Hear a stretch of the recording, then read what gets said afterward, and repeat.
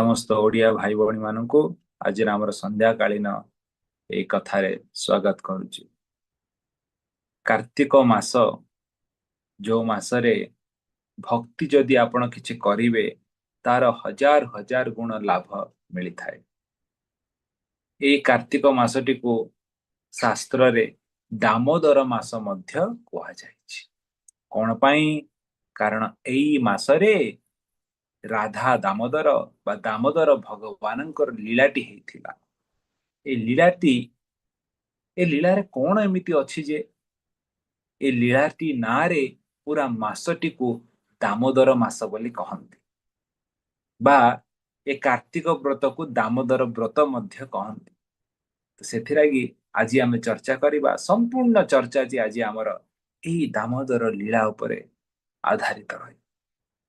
आकु बुझिबा को चेष्टा करिबा कोन भगवान एमिति लीला रे करिसंती जहा लागी जन्म जन्मांतर पई भविष्यत रे समस्ते ए मासटी को दामोदर मासरे जानिबे बा दामोदर व्रत कहिबे। भगवान को ना पड़ीगला राधा दामोदर भगवान।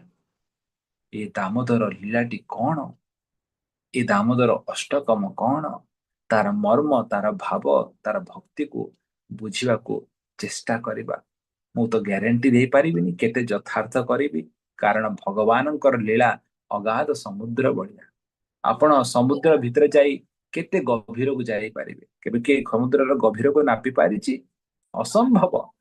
किंतु चेष्टा करिबा, आमे चेष्टा करिबा हमर गुरु वर्ग मानकर कृपार भिक्षा करिके तांकर आशीर्वाद रे किछि गोटा आमे चेष्टा करिबा, तांका कृपारु आमे जानि पारिबा किछि से जा जणे।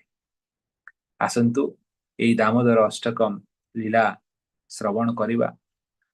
शास्त्र रे वर्णना करा जायछि सत्यव्रत मुनि सी जी की ए दामोदर अष्टकम को से लिखिचंती। पढ़िबा पूर्वरु लेखक को स्तुति करवा उचित। सी जदि आज लिखि न थांते आमे पढ़ी पारि न थांते। सत्यव्रत मुनि जे एई 8टी श्लोक को पद्म पुराण रे लिखिचंती। भगवान दामोदर जेतेबेले नंद महाराज कर घरे से लीला करुथिले माँ यशोदांक सहित, ए लीलाटी को से श्रवण करी मनन करी स्मरण करी ताको से अंकन अंकित करथिले पद्म पुराण रे। आउ सेई पद्म पुराण रे जो से लिखिथिले सेई सत्यव्रत मुनि तो कंपोज करथिले, किंतु पद्म पुराण रे लिखिले व्यासदेव। व्यास कारण पुराण सब व्यासदेव लिखिचंती। तो सत्यव्रत मुनि सेटा को श्लोक गुड़िक को व्याकरण सहित अलंकार करके से श्लोक गुड़िक को कंपोज करथिले। किंतु वेद व्यास जे 18टी पुराण लिखिचंती से पद्म पुराण रे ए सत्यव्रत मुनि को रचित ए दामोदर अष्टकम को लिखिचंती। तो एपरि भावरे आमर गौड़ीय वैष्णव संप्रदाय रे सनातन गोस्वामी से हरिभक्ति विलास रे कहउचंती बड़ सुंदर। से कहउचंती कि ए कार्तिक मासरे काली आमे कहउथिले कार्तिक व्रतर सबुठु इम्पोर्टेंट माने जो 5टी जिनिस काली आमे चर्चा करथिले। आपण जदि प्रथम तर आज देखुचंती निवेदन करिवि क्लास सरिला परे आपण निश्चित भाव रे काली जो हमर वीडियो थिला क्लास टे थिला आपण पुणी थरे देखंतु। से क्लास रे कार्तिक व्रत केमिति करा जाय महात्म्य कोन सब किछि कहिछि। तो सनातन गोस्वामी कहउचंती जो 5टा जिनिस थिला प्रातः स्नानम हरिजागरणम तुलसी सेवनम उद्यापनम दीपदानम सेथि मध्यरु जो सबुठारु मुख्य जिनिस होउची दीपदानम कार्तिक मासरे। आ ए दीपदान जेतेबेले आपण करिवे काहाकू करिवे? यशोदा दामोदरन को करिवे दीपदान। आ से दीपदान करिला समय रे आपण को ए दामोदर अष्टकम गाइबा को पड़े। तो सेथि लगी सनातन गोस्वामी कहउचंती जो माने दामोदर अष्टकम को गांती कार्तिक मासर सबु दिन 8 दिन। आज प्रथम दिन आज तो क्लास रे आपनकर हे जिवो दामोदर अष्टकम बुझी पारिले। आज प्रथम दिन आज तो ये दामोदर अष्टकम जेतेबेले आपण गाइबे श्लोकटी संगीत भजन जेतेबेले गांती किछि संस्कृतर प्रार्थना गांती तार अर्थ जदि बुझी कि आपण गाई पारिबे ताहले तार जो लाभटी संपूर्ण भाव रे आपण पाहंती। ଆପଣ ଯଦି ହଁ ସେମିତି ଅଛି ଦେଖିକି ଗାଇଦେଲେ ତାର ଅର୍ଥ ବୁଝି ପାରିଲେନି, ମିଳିବ ଲାଭଟା ତ ମିଳିବ, କାରଣ ଆପଣ ଗୋଟେ ପ୍ରାର୍ଥନାଟାକୁ ଉଚ୍ଚାରଣ କରୁଛନ୍ତି, କିନ୍ତୁ ତାର 100% ଲାଭ ମିଳିବନି। ଯଦି 100% ଲାଭ ଚାହୁଁଛନ୍ତି, ଗାଇଲା ବେଳେ ତାର ଅର୍ଥକୁ ବି ମନନ କରିକି ଗାଆନ୍ତୁ। ସେଥିଲାଗି ଆଜି କ୍ଲାସଟା ଗୋଟେ ପ୍ରୟାସ ଆମ ଓଡିଆ ଭାଇ ଭଉଣୀ ମାନଙ୍କ ପାଇଁ, ଆକୁ ସଂସ୍କୃତରେ ଯୋଉ ଦାମୋଦର ଅଷ୍ଟକମ୍ ରଚିତ ଅଛି ତାକୁ ଓଡିଆ ଭାଷାରେ ଆମେ ଓଡିଆ ଲିପିରେ ଦେଖେଇବୁ, ଶ୍ଲୋକ ଗୁଡିକ ଗାଇବୁ, ତାକୁ ବୁଝେଇବୁ ମଧ୍ୟ ଆପଣଙ୍କୁ ଓଡିଆ ଭାଷାରେ ଟିକାରେ, ଯାହା ଦ୍ୱାରା ଆପଣ ସେଟା ବୁଝିପାରିବେ। ଆଉ ଯେତେବେଳେ ଆପଣ ଘରେ ଗାଇବେ, ସେ ଭାବରେ ସେ ମର୍ମରେ ତାକୁ ଗାଇବେ, ଭଗବାନ ଦାମୋଦରଙ୍କ ଅଶେଷ କୃପା ମିଳିବ। ଚାଲନ୍ତୁ ବୃନ୍ଦାବନକୁ ପ୍ରବେଶ କରିବା, ଯୋଉ ଜାଗାରେ ଏଇ ଦାମୋଦର ଲୀଳାଟି ହେଇଛି। ମା ଯଶୋଦା ବସିଛନ୍ତି, ଦିନ ସାରା ବ୍ୟସ୍ତରେ କାମ କରୁଛନ୍ତି ମା ଯଶୋଦା। ସେ ସମୟରେ ଭଗବାନ କୃଷ୍ଣ ଦେଖୁଛନ୍ତି କି ମା ଯଶୋଦା ଭଗବାନ କୃଷ୍ଣକୁ ପାଖକୁ ଆସୁନାହାନ୍ତି। ତ ସେଇ ସମୟରେ ଭଗବାନ କୃଷ୍ଣ ଭାବୁଛନ୍ତି କି ମା ଯଶୋଦା ମୋ ପାଖକୁ କଣ ପାଇଁ ଆସୁନାହାନ୍ତି। ଯଶୋଦା ଯେମିତି ଗୋଟେ ମା ବ୍ୟସ୍ତ ଥାଏ ଘରେ କାମ କରିବା ପାଇଁ, ତ ସେମିତି ମା ଯଶୋଦା ବ୍ୟସ୍ତ ଅଛନ୍ତି କାମ କରିବା ପାଇଁ। ତ ଭଗବାନ କୃଷ୍ଣ ଭାବୁଛନ୍ତି ଆରେ ମତେ ମୋ ସହିତ କଥା ହଉନାହାନ୍ତି, ମତେ ସମୟ ଦଉନାହାନ୍ତି। ପିଲାମାନେ କେମିତି ସବୁବେଳେ ଆଟେନସନ ସିକିଂ ଥାନ୍ତି ମା ବାପାଙ୍କର। ଆପଣ ଯଦି ଆଟେନସନ ଦେବେନି, ପିଲାମାନେ ଦେଖନ୍ତୁ ଅସ୍ଥର୍ଯ୍ୟ ହେଇଯିବେ। ତ ସେଇ ସମୟରେ ଭଗବାନ କୃଷ୍ଣ ଯାଇକି ମା ଯଶୋଦା ମନ୍ଥନ କରୁଥାନ୍ତି। ସେ ମନ୍ଥନ ବି କାହା ପାଇଁ କରୁଛନ୍ତି, ମାଖନ କୃଷ୍ଣଙ୍କ ପାଇଁ କରୁଛନ୍ତି। ଯାଇକି ସେ ମନ୍ଥନର ତାର ଯୋଉ ମନ୍ଥନର ଯୋଉ ରଡ ଟି ଥାଏ ତାକୁ ଧରି ପକଉଛନ୍ତି, କୁନି ହାତରେ ଛୋଟ ହାତରେ ଧରି ପକେଇଛନ୍ତି। ମା ଯଶୋଦା ଦେଖିଲେ ଆରେ ଏ ପିଲାଟା ଦେଖ, ଛୋଟ ପିଲାଟା କେତେ ଚାଲାକି ହେଇଗଲାଣି। ସେ ଜାଣିଛି କୋଉଠି ବଟନ ଅଛି, ମାନେ ଏତେ ସବୁ ଚାଲିଛି, ହାଣ୍ଡି ଅଛି, ଦଉଡି ଅଛି, ଲହୁଣୀ ଅଛି, କେତେ କଣ ଅଛି, କୋଉଟା ବି ଧରି ପାରିଥାନ୍ତା। ସେ ଆସିକି ସିଧା ସେ ଯୋଉ ମନ୍ଥନର ଯୋଉ ରଡ ତାକୁ ହିଁ ଧରିଲା। ମାନେ ଯଶୋଦା କହୁଛନ୍ତି କେତେ ଚାଲାକି ହେଲାଣି ଦେଖ, ବଟନ କୋଉଠି ତାକୁ ଜଣା। ମା ଯଶୋଦା କହିଲେ କି ଏ ତୁ ଏଇ ସବୁ କାମ ଫାମ ଛାଡେ, ମତେ କ୍ଷୀର ପିଇବାର ଅଛି, ମୁଁ କ୍ଷୀର ପିଇବି। ତ ମା ଯଶୋଦା ଭଗବାନ କୃଷ୍ଣକୁ ନେଇ କୋଳରେ ବସେଇ ତାଙ୍କୁ ସ୍ତନପାନ କରାଇଲେ। କୃଷ୍ଣ ସ୍ତନପାନ କରୁଛନ୍ତି, ମା ଯଶୋଦା ଗୀତ ଗାଉଛନ୍ତି। ମା ଯଶୋଦା କହନ୍ତି କି ଯାହା ଯାହା ଭଗବାନ ଲୀଳା କରିଚାରିଛନ୍ତି ବୃନ୍ଦାବନରେ, ସେ ସବୁ ଲୀଳାରୁ ମା ଯଶୋଦା ବ୍ରଜ ଭାଷାରେ ସେ ନିଜେ ସଙ୍ଗୀତ ତିଆରି କରିଥାନ୍ତି। ଆଉ ଫ୍ରି ଟାଇମ ରେ ସେ ଗୁଣଗୁଣେଇକି ସେ ଭଗବାନଙ୍କ ସଙ୍ଗୀତ ସବୁ ଗାଇଥାନ୍ତି। ଆମେ ଯେମିତି ପିଲା କିଏ ଗୋଟେ ବଲିଉଡ ମୁଭି ଦେଖିଲା, ହଲିଉଡ ମୁଭି ଦେଖିଲା, ଦେଖିଲା ପରେ ଗୀତଟା ଗାଇଥାନ୍ତି ନା। ସେଇପରି ଭାବରେ ବୃନ୍ଦାବନରେ ଗୋପୀ ମାନେ, ଯଶୋଦା ସମସ୍ତେ କୃଷ୍ଣଙ୍କ ଲୀଳାରୁ ଗୀତ ତିଆରି କରିକି ସେମାନେ ସବୁବେଳେ ଗାଇଥାନ୍ତି। ଏଇଟା ହଉଛି ବ୍ରଜ ବୃନ୍ଦାବନ। ହଠାତ୍ ଭଗବାନ ସ୍ତନପାନ କରୁଛନ୍ତି, ମା ଯଶୋଦା ଦେଖିଲେ କାଠ ଚୁଲି ଉପରେ ସେ କ୍ଷୀର ବସେଇଥିଲେ ଗରମ କରିବା ପାଇଁ। କ୍ଷୀରଟି ହଠାତ୍ ଗରମ, କ୍ଷୀର କେମିତି ଉତୁରି ଯାଏ ନା, ଗରମ ଗରମ ଯଦି ହଠାତ୍ ବେଶୀ ଗରମ ହେଇଗଲେ, ତ କ୍ଷୀରଟି ଯେତେବେଳେ ଉତୁରି ଯାଉଥିଲା, ତଳେ ପଡିବାକୁ ଯାଉଥିଲା, ଆଉ ସେଇ ସମୟରେ ତ କାଠ ଚୁଲି, ନିଆଁଟାକୁ ଗ୍ୟାସ୍ ଥିଲେ ବନ୍ଦ କରିଦେଲେ ନିଆଁଟା ବନ୍ଦ ହେଇଯିବ। କାଠ ଚୁଲି, ନିଆଁଟା ତ ବନ୍ଦ କରିହବନି ହଠାତ୍। ତ ମା ଯଶୋଦା ଗୋଟେ ହିଁ କାରଣ କରିବାକୁ ପଡିବ, କଣ? ସେ ହାଣ୍ଡିଟାକୁ ଚୁଲି ଉପରୁ ଓହ୍ଲେଇବାକୁ ପଡିବ। ନନ୍ଦ ବାବା ବି ପାଖରେ ନାହାନ୍ତି, ନହେଲେ ପାଟି କରିଦେଇଥାନ୍ତେ, ଶୁଣୁଛ ଟିକେ କାଢିଲା ହାଣ୍ଡିଟା। ଏକା ଥିଲେ ମା, କରିବେ କଣ? ତ କୃଷ୍ଣକୁ ତଳେ ରଖିକି ସେ ଧାଇଁ ଗଲେ ମାଟି ହାଣ୍ଡିଆଟା ତଳେ। ସେତିକି ବେଳେ ଭଗବାନ କହିଲେ ମୁଁ ସଂସାରର ମାଲିକ, ବ୍ରହ୍ମାଣ୍ଡର ଅଧିପତ୍ୟ, ମୁଁ କ୍ଷୀର ପିଉଥିଲି, ମୁଁ କ୍ଷୀର ପିଇବାଟା ବଡ ନାଇଁ ଗୋଟେ ମାଠିଆ କ୍ଷୀର ଉତୁରି ଯିବ ସେଇଟା ବଡ? ଭଗବାନଙ୍କୁ ଭଲ ଲାଗିଲାନି, ଆଉ ରାଗ ଲାଗିଲା। ଛୋଟ ଛୁଆ ସିନା, କିନ୍ତୁ ଭଗବାନ ନା, ସେଇ ଭଗବାନ ନା। ଭଗବାନ ସିଧା ଗଲେ କି ଆଜି କ୍ଷୀର ଲହୁଣୀ ଦହି କଣ ପାଲା ଚାଲିଛି ସବୁର, ଆଜି ମୁଁ ଦେଖୁଛି। ପଥର ନେଇକି ଗଲେ, ଯେତେ ମାଠିଆରେ ମା ଯଶୋଦା ଲହୁଣୀ, କ୍ଷୀର, ଦହି ଯାହା ବି ରଖିଥିଲେ ଠୋ ଠା କରି ସବୁ ଫଟେଇକି ନଷ୍ଟ କରିଦେଲେ, ପୁରା ବନ୍ୟା କରିଦେଲେ ନନ୍ଦ ଭବନରେ ପୁରା। ନନ୍ଦ କେ ଆନନ୍ଦ भयो ଯେ କन्हैया लाल की ପୁରା ବନ୍ୟା କରିଦେଲେ ନନ୍ଦ ଭବନ। ଆଉ ଯେତେବେଳେ ଭୁଲ ତ କରିଛନ୍ତି, ସବୁ କିଛି କଲା ପରେ ସେ ଭାବୁଛନ୍ତି କି ଆରେ ମା ଯଶୋଦା ଜାଣିଦେଲେ ପିଟିବେ, ମାଡ ଖାଇବି, କିଛି ତ କରିବାକୁ ପଡିବ।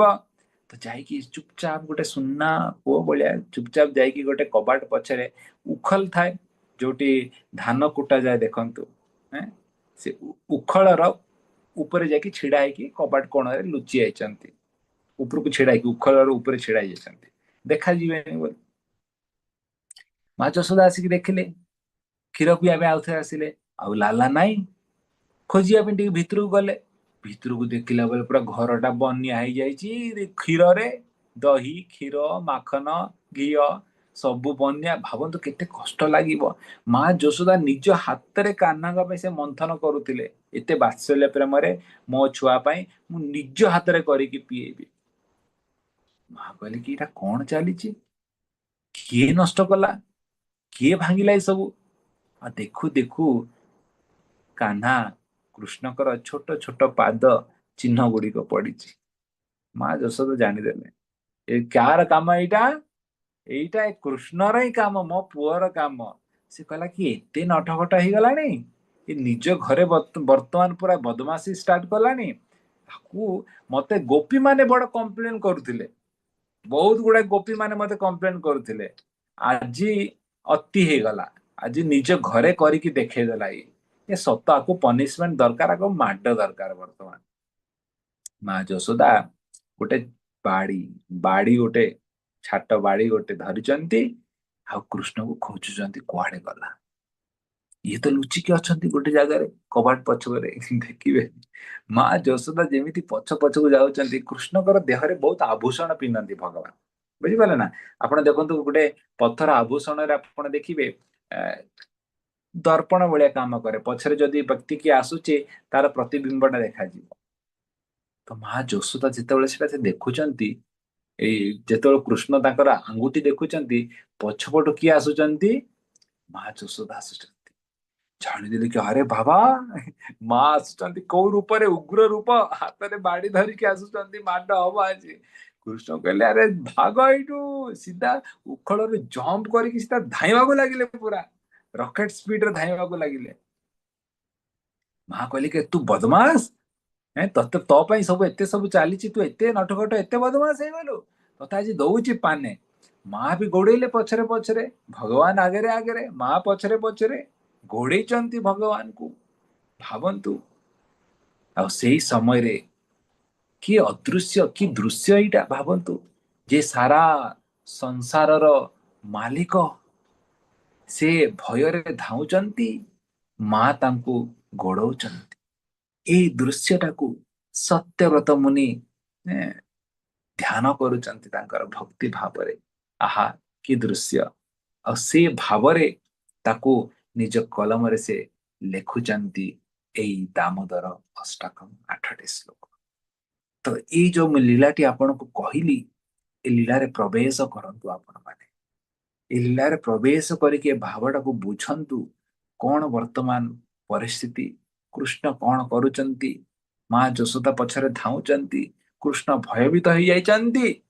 ଆଉ ସେଇ ସମୟରେ ଇଏ ଦାମୋଦର ଅଷ୍ଟକମର ଗୋଟିଏ ଗୋଟିଏ ଶ୍ଲୋକକୁ ଆସନ୍ତୁ ପଢିବା, ବୁଝିବା। ପ୍ରଥମ ଶ୍ଲୋକରୁ ପ୍ରାରମ୍ଭ କରିବା। ନମାମି ସ୍ୱରମ୍ ସଚ୍ଚିଦାନନ୍ଦ ରୂପ। ତ ଗୋଟିଏ ଶ୍ଲୋକ ପଢିବା, ତାର ଅର୍ଥ ଜାଣିବା, ତାକୁ ବିଶ୍ଳେଷଣ କରିବା, ତାପରେ ଗୋଟିଏ ଶ୍ଲୋକକୁ ଯିବା। ଏହିପରି ଭାବରେ ଆମେ ଗୋଟିଏ ଗୋଟିଏ ଶ୍ଲୋକ କରି 8ଟି ଶ୍ଲୋକ ପଢିବା। नमामीश्वरं सच्चिदानन्दरूपं लसत्कुण्डलङ्गोकुले भ्राजमानं यशोदाभियोलुखलाधवमानं परामृष्टमात्यन्ततद्रुत्य गोप्या।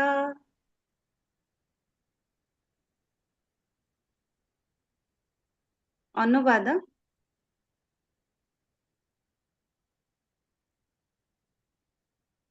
ଯେଉଁ ପରମେଶ୍ୱର ଭଗବାନ ସଚ୍ଚିଦାନନ୍ଦ ସ୍ୱରୂପ ଅଟନ୍ତି, ଯାହାଙ୍କର କର୍ଣ୍ଣରେ କୁଣ୍ଡଳ ଦୋଳାୟମାନ, ଯେ ଦିବ୍ୟଧାମ ଗୋକୁଳରେ ଅତି ସୁନ୍ଦର ଭାବେ ଶୋଭାୟମାନ, ଯେ ଲବଣୀ ଚୋରି କରିଥିବା ହେତୁ ମାତା ଯଶୋଦାଙ୍କ ଭୟରେ ଉଦୁଖଳ ନିକଟରୁ ଅତି ଦ୍ରୁତ ଗତିରେ ପଳାୟମାନ ହେଉଛନ୍ତି, କିନ୍ତୁ ମାତା ଯଶୋଦାଙ୍କ ହସ୍ତରେ ଧରା ପଡ଼ି ଯାଇଛନ୍ତି।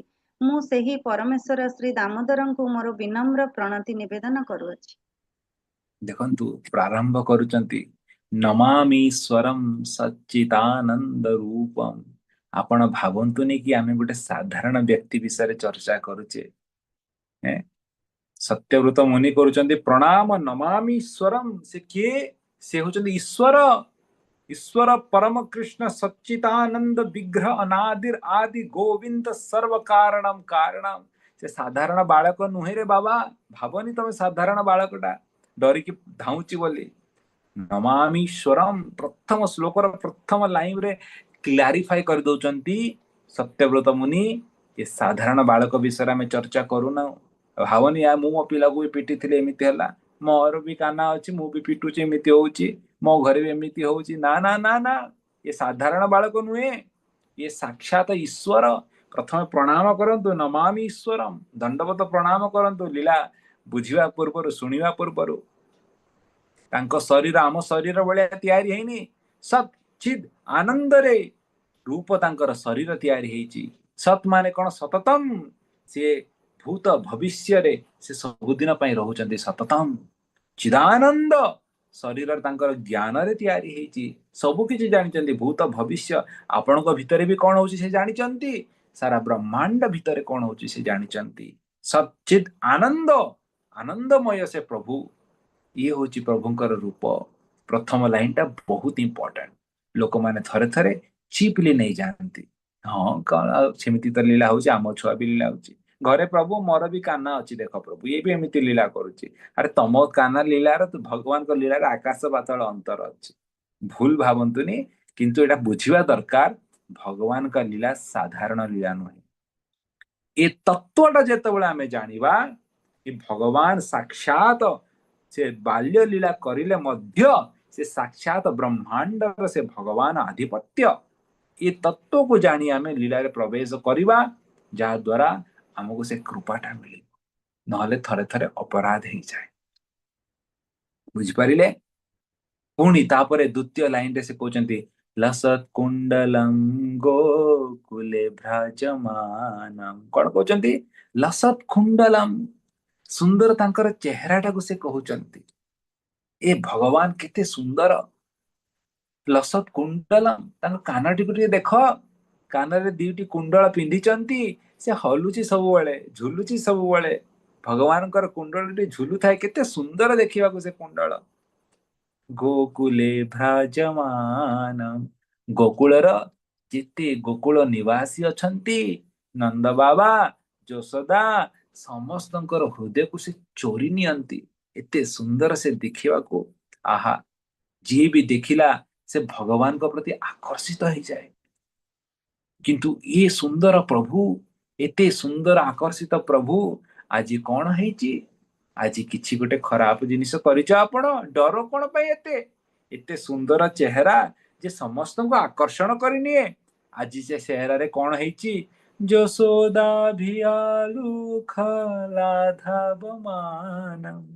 ଯଶୋଦା ମାଙ୍କର ଭିଆଳୁ, ତାଙ୍କର କ୍ରୋଧରେ ଡରି ଯାଇଛନ୍ତି।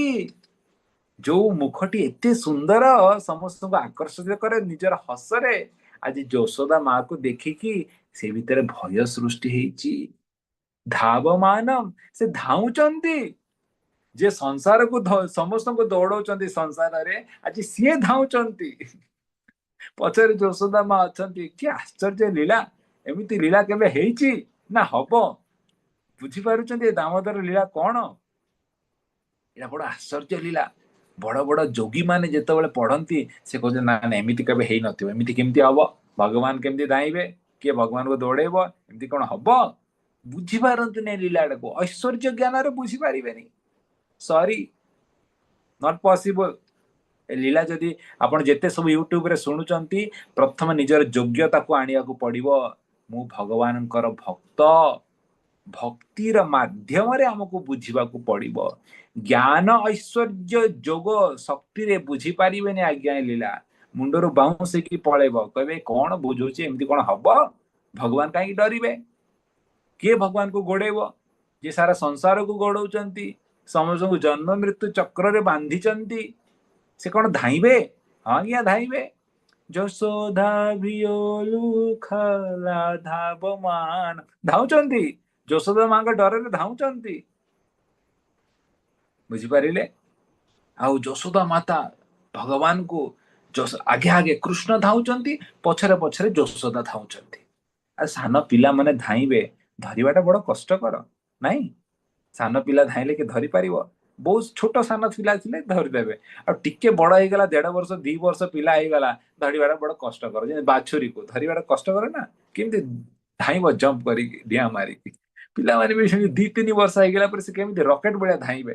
କୃଷ୍ଣ ଧଡରୁ କେମିତି ଧାଇଁକି ପୁରା ଗାଁ ନନ୍ଦ ପରିବାର, ନନ୍ଦ ଭବନ ଚାରିଆଡେ ଧାଉଛନ୍ତି ପୁରା।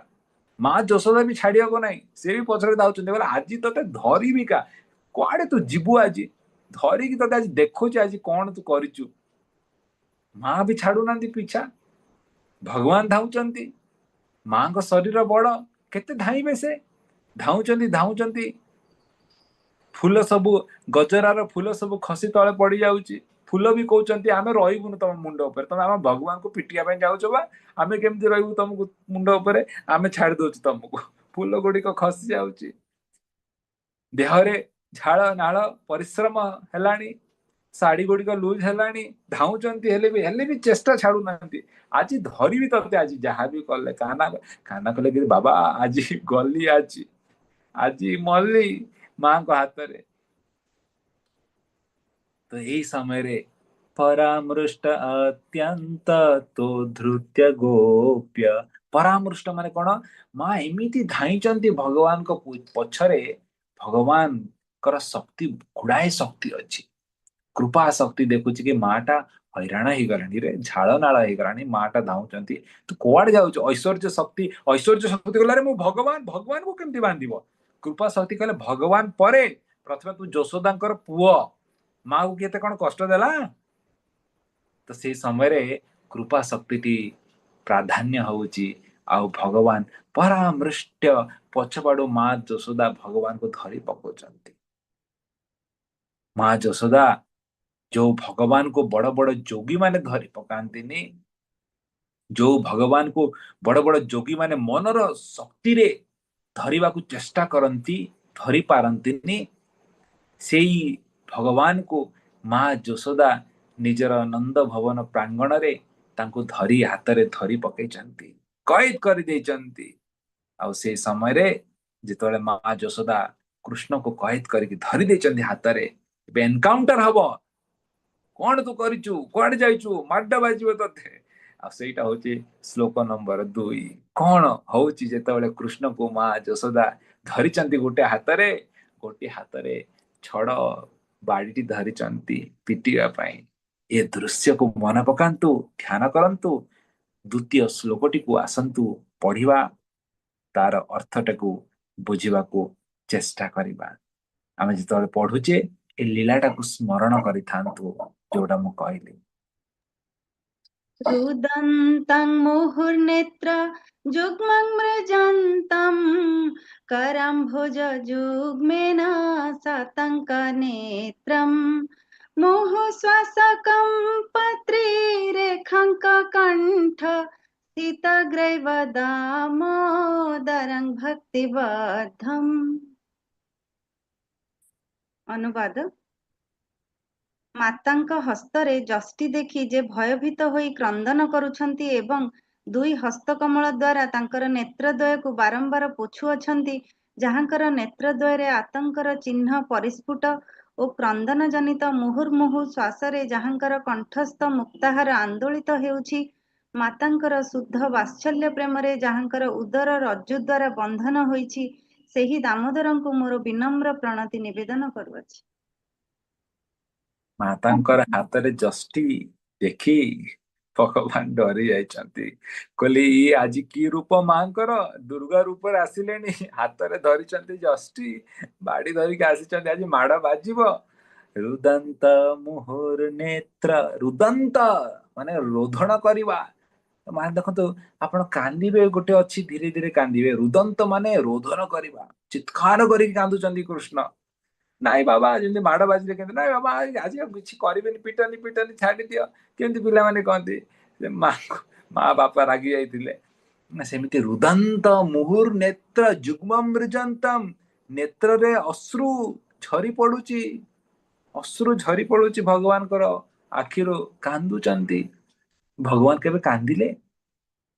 ଯୋଉ ଭଗବାନ ସାରା ସଂସାରକୁ ହସାନ୍ତି, ଆନନ୍ଦ ସଚ୍ଚିଦାନନ୍ଦ ରୂପ ଆତ୍ମାରାମ, ସେଇ ଭଗବାନ ବର୍ତ୍ତମାନ ଆଖିରୁ ଲୁହ ଗଡଉଛନ୍ତି। ମତେ କୁହନ୍ତୁ କୋଉ ଲୀଳାରେ ଏମିତି ହେଇଛି? ଆଉ ସେ ଲୁହ ପ୍ରେମର ନାଇଁ କି ଡରର ଲୁହ, ଡରିକି କାନ୍ଦୁଛନ୍ତି। କରାମ୍ଭୋଜ ଯୁଗ୍ମେନ ସାତଙ୍କ ନେତ୍ରମ୍, କରାମ୍ଭୋଜ ହାତରେ ପୋଛୁଛନ୍ତି ଦିଟା ନେତ୍ରକୁ, ଲୁହ ଝରି ଝରି ଯାଉଛି। ଆଉ ଆଖିରେ କଣ ଦେଖିବାକୁ ମିଳୁଛି? ସାତଙ୍କ ନେତ୍ର, ନେତ୍ରରେ ଆତଙ୍କ ଅଛି, ଆତଙ୍କବାଦୀ।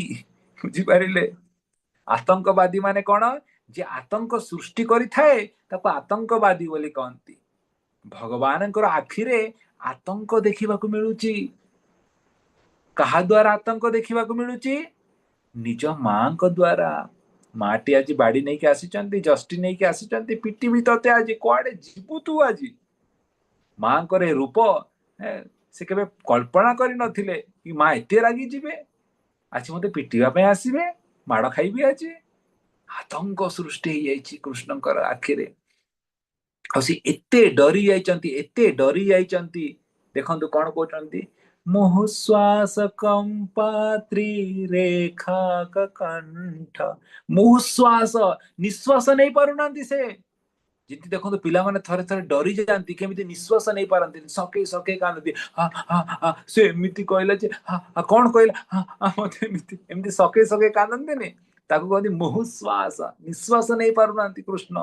ଭାବନ୍ତୁ କେତେ ଡରି ଯାଇଛନ୍ତି ସେ। ମୁହୁଶ୍ୱାସ କମ୍ପନ ହଉଛି, ହୃଦୟ ଗୁଡିକ କମ୍ପନ ହଉଛି।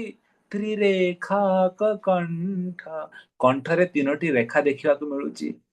ବ୍ୟକ୍ତି ଯେତେବେଳେ ସକେ ସକେ କାନ୍ଦେ, ଦେଖନ୍ତୁ ତା କଣ୍ଠଟି ହଲୁଥାଏ ସବୁବେଳେ, କହିପାରେନି ସେ। ଏଇଟା ଅବସ୍ଥା ଭଗବାନଙ୍କର।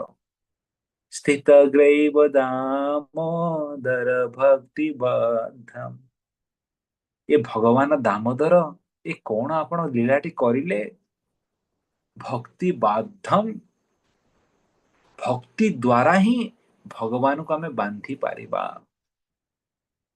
ଯିଏ ଭଗବାନକୁ, ନହେଲେ କିଏ ଭଗବାନକୁ ହରେଇ ପାରିବ? ଭଗବାନଙ୍କୁ ମା ଯଶୋଦା ଧରି ପକେଇଛନ୍ତି, ସେ କାନ୍ଦୁଛନ୍ତି କାନ୍ଦୁଛନ୍ତି, ଏତେ ସକେଇ ସକେଇ କାନ୍ଦୁଛନ୍ତି। ମା ଯଶୋଦା ବି ଭାବିଲେନି ଏ କାହ୍ନା ତ ଏମିତି କେବେ କାନ୍ଦି ନଥିଲା, ଆଜି କଣ ଏତେ ଡରିଗଲା? ଡରି ତ ଗଲେ, ବାଡି ଧରିଛନ୍ତି।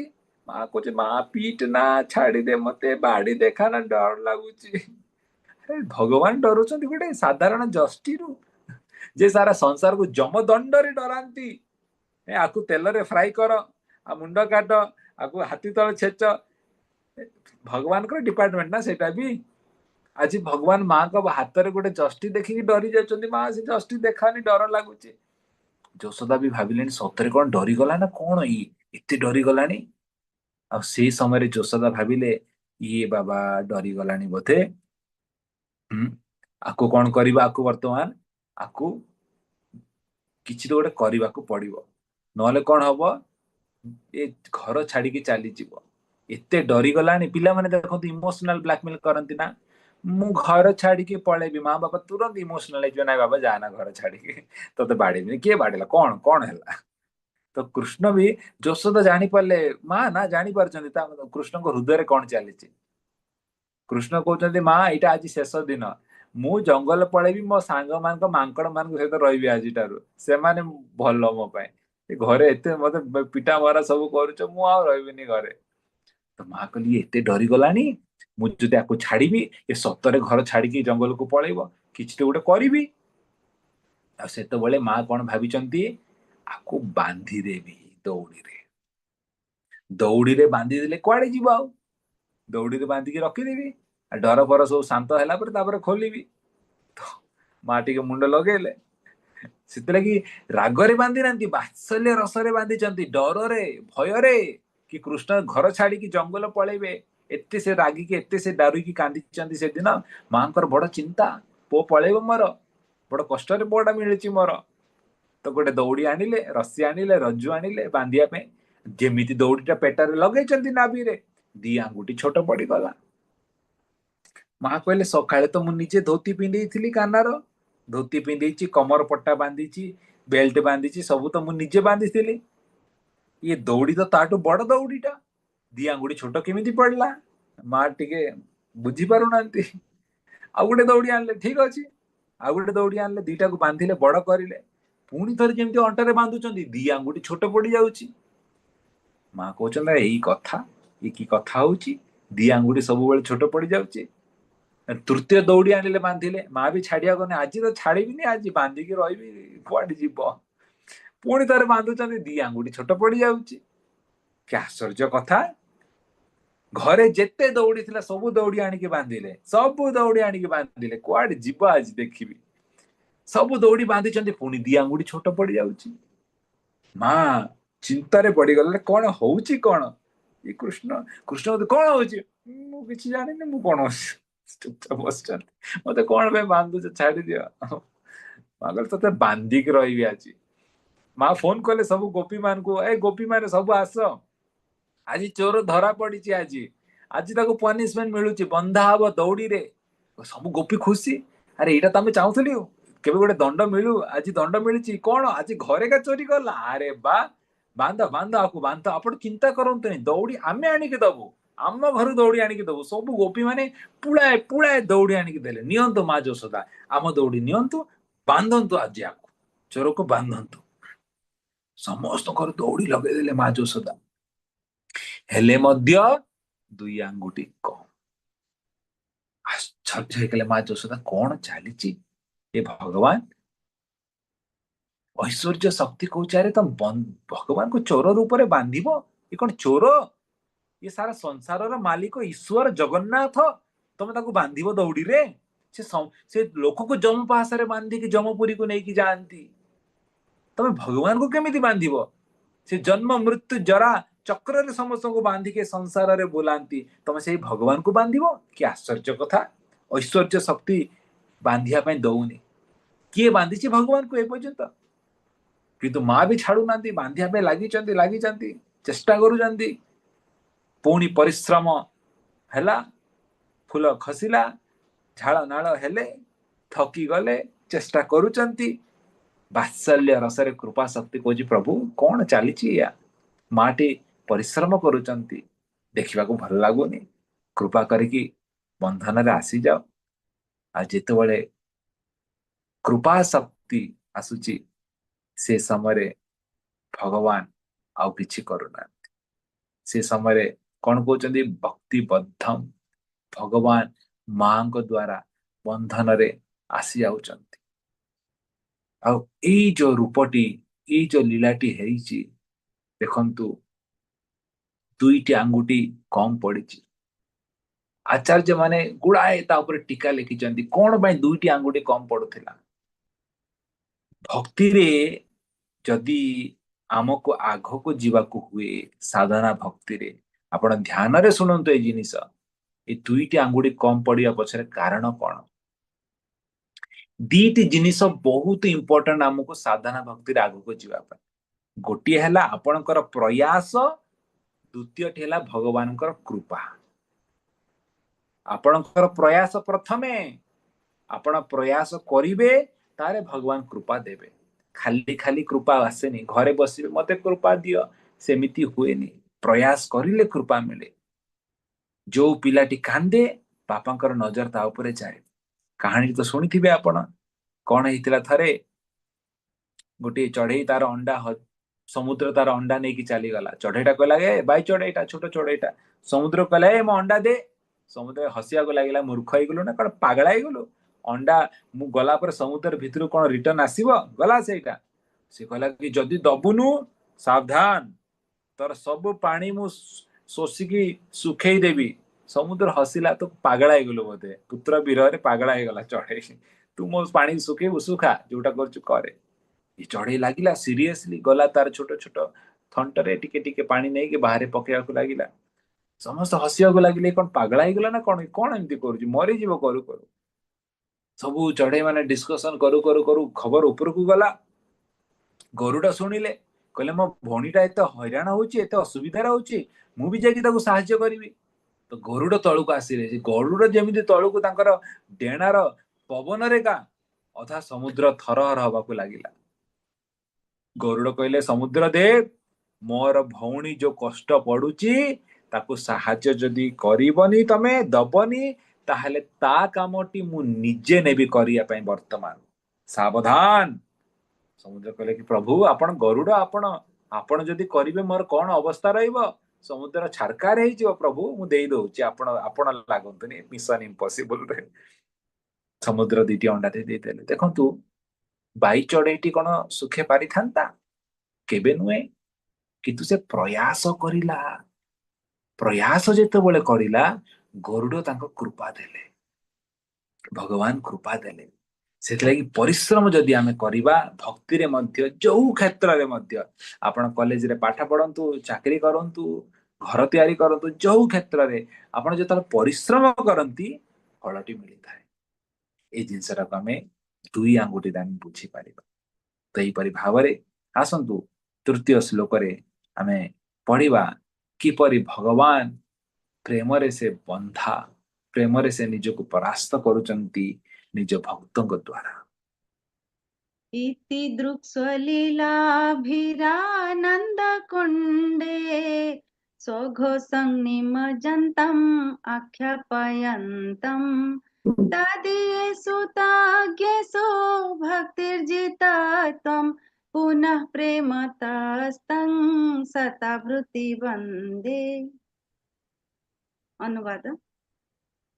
ଏତାଦୃଶ ବାଲ୍ୟଲୀଳା ପ୍ରଦର୍ଶନ ରୂପକ ଆନନ୍ଦ କୁଣ୍ଡରେ ଯେ ଗୋକୁଳର ଅଧିବାସୀ ମାନଙ୍କୁ ନିମଗ୍ନ କରିଦେଉଛନ୍ତି ଏବଂ ଐଶ୍ୱର୍ଯ୍ୟ ଜ୍ଞାନରେ ଉପାସନା କରୁଥିବା ଭକ୍ତମାନଙ୍କୁ ପ୍ରକାଶ କରୁଛନ୍ତି ଯେ ସେ କେବଳ ଐଶ୍ୱର୍ଯ୍ୟ ବିହୀନ ସ୍ୱାଭାବିକ ଶୁଦ୍ଧ ଆନ୍ତରିକ ପ୍ରେମ ଦ୍ୱାରା ବିଜିତ ହୋଇପାରନ୍ତି, ସେହି ଭଗବାନ ଦାମୋଦରଙ୍କୁ ମୁଁ ବାରମ୍ବାର ପ୍ରେମ ସହକାରେ ଶତ ଶତ ପ୍ରଣତି ନିବେଦନ କରୁଅଛି।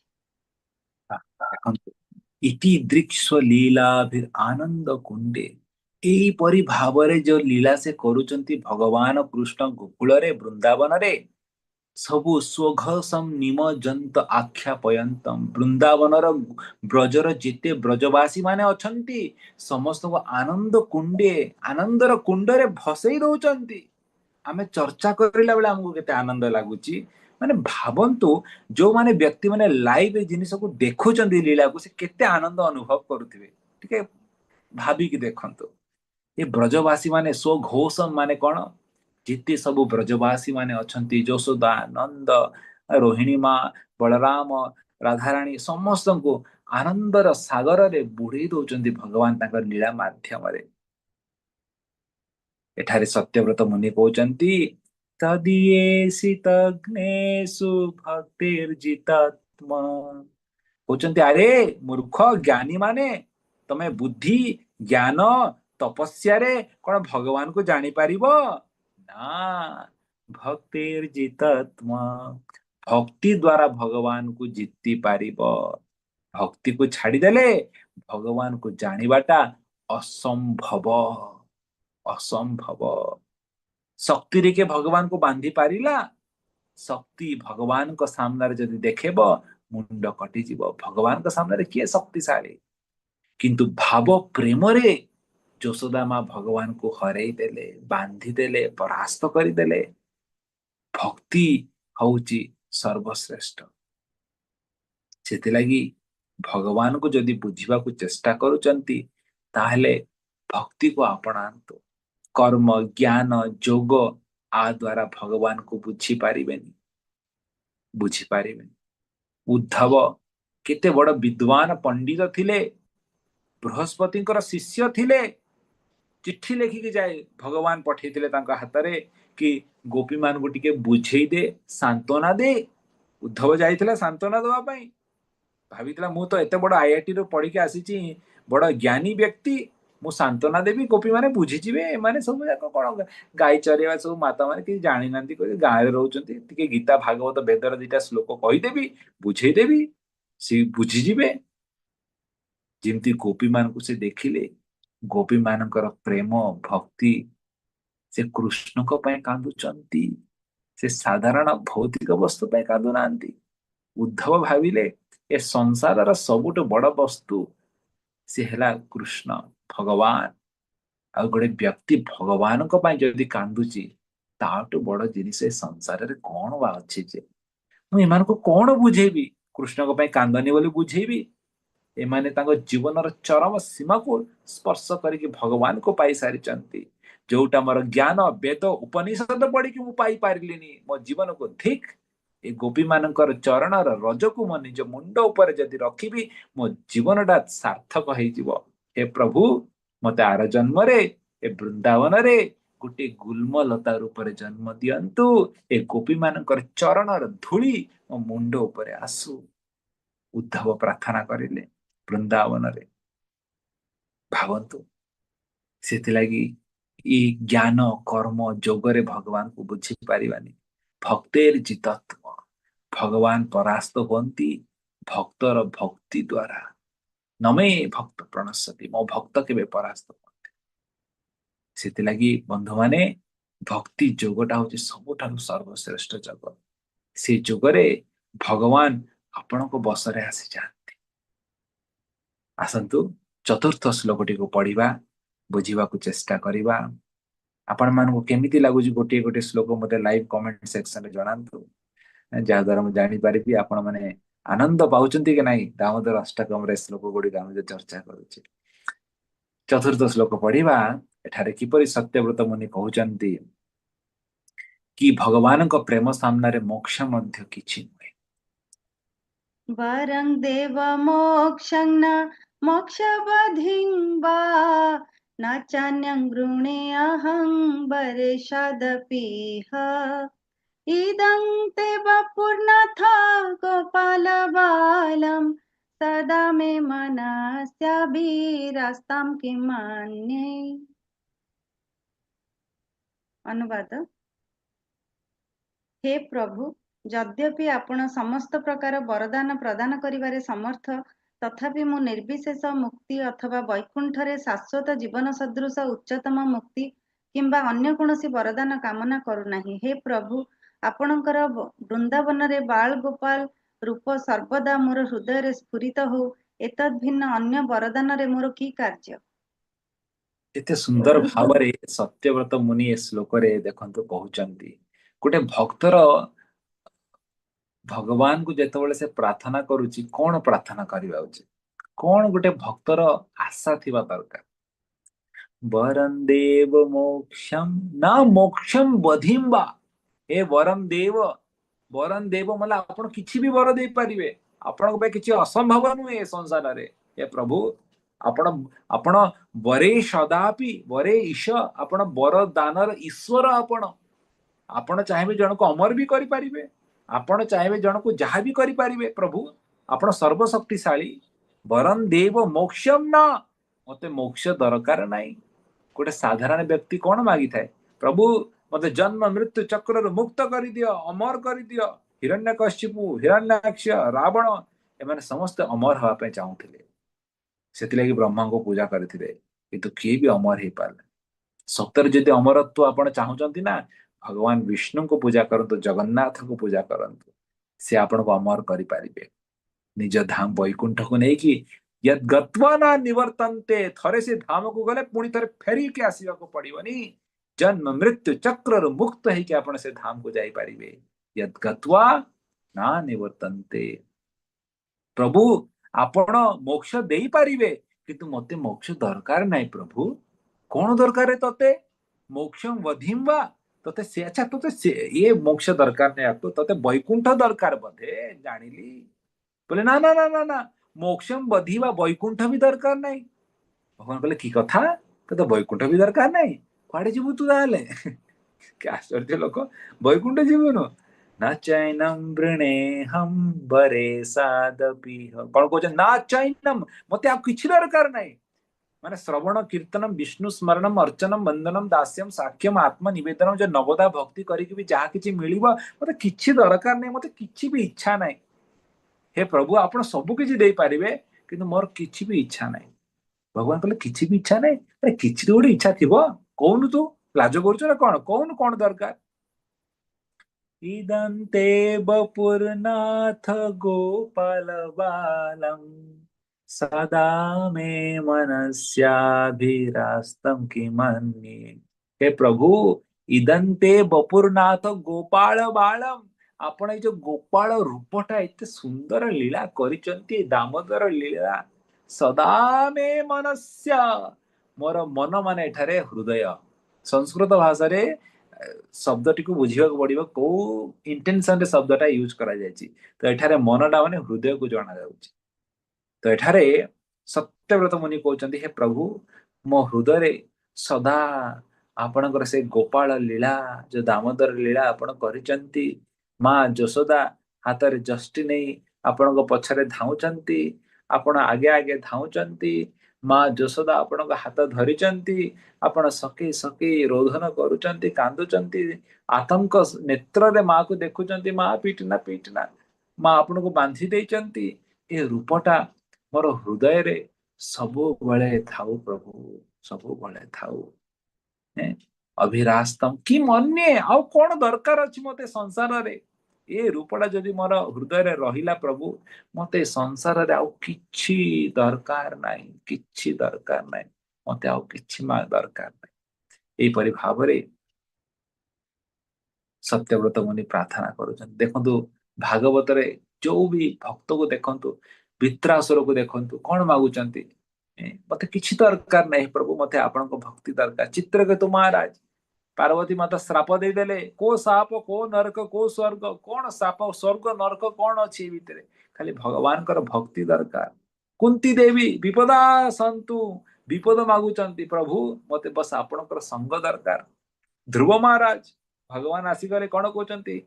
ଏ କଣ ମତେ ଧ୍ରୁବ ଲୋକ ଦେବେ ବୈକୁଣ୍ଠରେ, ପ୍ରଭୁ ମତେ ଆପଣଙ୍କ ଦର୍ଶନ ମିଳିଗଲା, ସବୁ କିଛି ମୋର ତୃପ୍ତ ହେଇଗଲା, ଆଉ କିଛି ଦରକାର ନାହିଁ। ଏଇଟା ହଉଛି ଭକ୍ତି। ଭକ୍ତିରେ ଆମେ କିଛି ଏଜେଣ୍ଡା ନେଇକି, କିଛି ଭୌତିକ କାମନା ନେଇକି ଭଗବାନ ପାଖକୁ ଯାଉ। ଭକ୍ତି ହଉଛି ଅହେତୁକି, ଅପ୍ରତିହତା, ବିନା କିଛି ହେତୁ ରଖିକି ଭଗବାନଙ୍କର ଯେତେବେଳେ ଆମେ ଭକ୍ତି କରୁଛେ, ସେବା କରୁଛେ, ତାକୁ କହନ୍ତି ଶୁଦ୍ଧ ଭକ୍ତି, ଉତ୍ତମ ଭକ୍ତି। ଅନ୍ୟ ଅଭିଳାଷ ଶୂନ୍ୟମ ଜ୍ଞାନ କର୍ମାଦି ଅନାବୃତମ।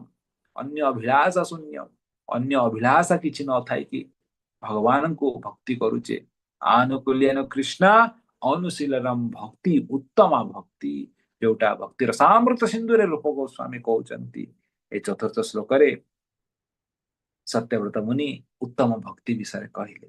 ଏଇଟା ହଉଛି ଉଦ୍ଦେଶ୍ୟ, ସାଧକଙ୍କର ଏଇଟା ଉଦ୍ଦେଶ୍ୟ ଥିବା ଦରକାର। ଆସନ୍ତୁ ପଞ୍ଚମ ଶ୍ଲୋକଟିକୁ ପଢିବା। ଭଗବାନଙ୍କର କି ସୁନ୍ଦର ଚେହେରା, ମୁଖାର ବିନ୍ଦରେ, ଏତେ ସୁନ୍ଦର ମୁଖାର ବିନ୍ଦୁକୁ ସତ୍ୟବ୍ରତ ମୁନି ଏ ପଞ୍ଚମ ଶ୍ଲୋକରେ ବର୍ଣ୍ଣନା କରୁଛନ୍ତି। ଇଦଂ ତେ ମୁଖಂ ଭୋଜ ମତ୍ୟନ୍ତ ନୀଳେ ବୃତଂ କୁନ୍ତଳେ ସ୍ନିଗ୍ଧ ରକ୍ତୈଶ୍ଚ ଗୋପ୍ୟା ମୁହୁଶ୍ଚୁମ୍ବିतं ବିମ୍ବ ରକ୍ତାଧରଂ ମେ मनस्या विरास्ता मलं लक्ष्य लाभे। ଅନୁବାଦ। ହେ ପ୍ରଭୁ, ଆପଣଙ୍କର ଅରୁଣିମା ଯୁକ୍ତ ଚୂର୍ଣ୍ଣ କୁନ୍ତଳ ପରିବେଷ୍ଟିତ ନୀଳ ମୁଖମଣ୍ଡଳ ବାରମ୍ବାର ମାତା ଯଶୋଦାଙ୍କ ଦ୍ୱାରା ଚୁମ୍ବିତ ହେଉଅଛି ଏବଂ ଆପଣଙ୍କର ରକ୍ତିମ ଅଧର ବିମ୍ବ ଫଳ ସଦୃଶ ଶୋଭା ପାଉଅଛି। ଆପଣଙ୍କର ପଦ୍ମମୁଖର ଏହି ଅପରୂପ ସୌନ୍ଦର୍ଯ୍ୟ ମୋର ହୃଦୟ କନ୍ଦରରେ ନିତ୍ୟ ପରିସ୍ଫୁଟ ହେଉ। ମୋର ଅନ୍ୟ ଲକ୍ଷ ଲକ୍ଷ ବରଦାନର କୌଣସି ଆବଶ୍ୟକତା ନାହିଁ। ଅଲମ ଲକ୍ଷ୍ୟ ଲାଭେ, ମତେ ଲକ୍ଷ ଲକ୍ଷ ବରଦାନ ମିଳିକି କଣ ଲାଭ ହବ ପ୍ରଭୁ? ଭଗବାନଙ୍କର ମୁଖାର ବିନ୍ଦ ଯେତେବେଳେ ଗୋଟେ ବ୍ୟକ୍ତି ଦେଖିଦିଏ ନା, ଆଉ ଏ ସଂସାରର ଆଉ କିଛି ବସ୍ତୁ ତାକୁ ଆକର୍ଷଣ କରିଥାଏ ନାହିଁ। ଭଗବାନଙ୍କର ମୁଖାର ବିନ୍ଦରେ ସବୁ କିଛି ଅଛି। ହାସମ ହରେ ରବନତା ଖିଲ ଲୋକ ତୀବ୍ରମ। ସୁଖଦେବ ଗୋସ୍ୱାମୀ କହୁଛନ୍ତି, ଜୀବାତ୍ମା ଜନ୍ମ ଜନ୍ମାନ୍ତରରୁ କାନ୍ଦିଛି, ଏତେ କାନ୍ଦିଛି ଜୀବାତ୍ମା, ତାର କାନ୍ଦକୁ ଯଦି ଆପଣ ଦେଖିବେ, ଶୋକାଶ୍ର ସାଗର, ଗୋଟେ ସାଗର ସହିତ ତୁଳନା କରାଯାଇଛି। ଶୋକାଶ୍ରୁ ସାଗର, ଆପଣ କହିଲେ ଶୋକାଶ୍ରୁ ସାଗର, ଆରେ କାନ୍ଦିଲେ ଆମର 10 ml ଲୁହ ବାହାରିବନି, ସମୁଦ୍ର ଭଳିଆ ଲୁହ? କି କଥା କହୁଛ ତମେ? ସୁଖଦେବ ଗୋସ୍ୱାମୀ ଟିକେ ବଢେଇ ଚଢେଇକି କହିଦେଲେ ବୋଧେ।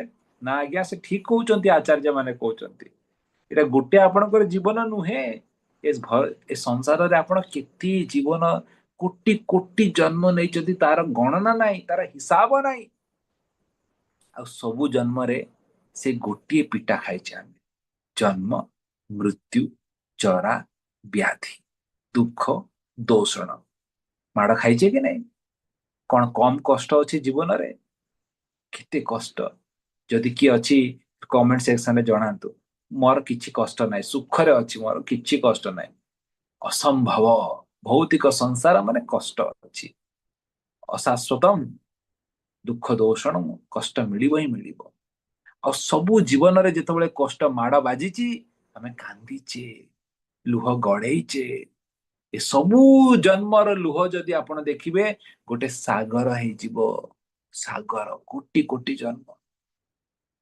किंतु भगवानଙ୍କର मुखमंडल जेतेबेले आमे दर्शन करू जगन्नाथଙ୍କର मुखमंडल जीवात्माटी तार जन्म जन्मांतरर दुख को से भूली जाए आ भगवानଙ୍କର शरण नहीं थाए एटा होची भगवानଙ୍କର मुखमंडल इदंते मुखाम्भोज अत्यंत नीले भगवानଙ୍କର मुखमंडल होची नील सावर्ण घनश्याम ସେଇ ନୀଳ ମୁଖମଣ୍ଡଳରେ ଦେଖିବେ ବୃତମ କୁନ୍ତଳଏ କୁନ୍ତଳେ ମାନେ କଣ ଭଗବାନଙ୍କର ଯୋଉ ଚୁଟି ଗୁଡିକ ମାନେ କର୍ଲି ହେୟାର ଥାଏ ସିଧା ସିଧା ଷ୍ଟ୍ରେଟ ବାଳ ନଥାଏ କର୍ଲି ଚୁଟି ଥାଏ ଏଁ, କୁନ୍ତଳ ସ୍ନିଗ୍ଧ ରକ୍ତେଶ୍ଚ ଗୋପ୍ୟ ଆଉ ତାପରେ ଭଗବାନଙ୍କର ମୁହ ଚୁମ୍ବିତମ୍ ବିମ୍ବ ରକ୍ତଧରମ୍ ମେ କଣ କହୁଛନ୍ତି ଭଗବାନଙ୍କର ମୁହଁକୁ ଚୁମ୍ବନ ଦଉଛନ୍ତି କିଏ ମା ଯଶୋଦା ମା ଯଶୋଦା ଦେଖନ୍ତୁ କେତେ ସୁନ୍ଦର ଭାବେ କୃଷ୍ଣକୁ ଚୁମ୍ବନ କରୁଛନ୍ତି ଫଟୋରେ ବି ଦେଖି ପାରୁଥିବେ ଛୋଟ ଛୁଆଟାକୁ ମା ଗେଲ କରନ୍ତିନି ଚୁମ୍ବନ ଦିଅନ୍ତି ତ ମା ଯଶୋଦା ଯେତେବେଳେ ଚୁମ୍ବନ ଦିଅନ୍ତି ମା ଯଶୋଦାଙ୍କର ଯୋଉ ଓଠର ଲାଲିମା ଭଗବାନଙ୍କର ଗାଲରେ ଆସିଯାଏ ସେଥିରେ କି ଭଗବାନଙ୍କର ଗାଲଟା ସବୁ ଲାଲ ଦେଖାଯାଏ ବୁଝା ପଡିଲା ନାଇଁ ସତ୍ୟବ୍ରତ ମୁନି ପୁରା ମାନେ ଭାବନ୍ତୁ ସେ ଲୀଳାରେ ପ୍ରବେଶ କରି ଯାଇଛନ୍ତି ବର୍ତ୍ତମାନ ସେଥିଲାଗି ଆମେ ଏସବୁ ଜିନିଷ ଜାଣିପାରିବାନି ଆମେ ଆମ ମନରେ ଆଖି ବନ୍ଦ କଲେ ଆଉ କଣ ଆସିବ ବଲିଉଡ ହଲିଉଡ ଆସିବ ନାଇଁ କିନ୍ତୁ ଶୁଦ୍ଧ ଭକ୍ତ ମାନେ ଆଖି ବନ୍ଦ କଲେ ତାଙ୍କୁ ଭଗବାନଙ୍କର ଲୀଳା ସ୍ଫୁରିତ ହୁଏ ଦେଖିପାରନ୍ତି ସେମାନେ ଲାଇଭ କଣ ହଉଛି ଦେଖିପାରନ୍ତି ମା ଯଶୋଦା କୃଷ୍ଣକୁ ପ୍ରେମରେ ଚୁମ୍ବନ କରିଛନ୍ତି ଭଗବାନଙ୍କର ଗାଲ ଗୁଡିକ ଲାଲ ଲାଲ ପଡିଯାଇଛି ଭଗବାନଙ୍କର ଓଠଟି ବିମ୍ବ ଫଳ ଭଳିଆ ଲାଲ ଦେଖାଯାଉଛି ବିମ୍ବ ଫଳ କଣ ଜାଣିଛନ୍ତି ଛୋଟ ଛୋଟ ଫଳ ଥାଏ ତାକୁ ଓଡିଆରେ କଣ କହନ୍ତି ତୋରଡା ତୋରଡା ଦେଖିଛନ୍ତି ଛୋଟ ଛୋଟ ଥାଏ ଲାଲ କଲର ପାଚି ଯାଇଥିବ କେମିତି ଦେଖାଯିବ